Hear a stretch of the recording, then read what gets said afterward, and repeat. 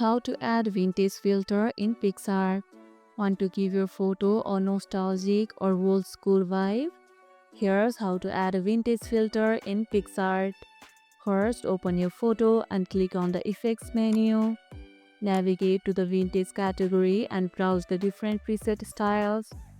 Choose one that fits your mood, warm, faded, or grainy, and adjust the intensity slider and other settings like contrast or saturation for a custom look.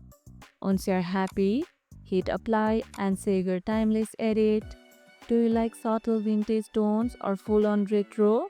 Let us know in the comments below. Add a slight vignette for an even more authentic vintage effect.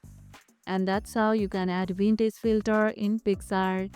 And if this video helped, hit the like button, share it, subscribe and leave a comment.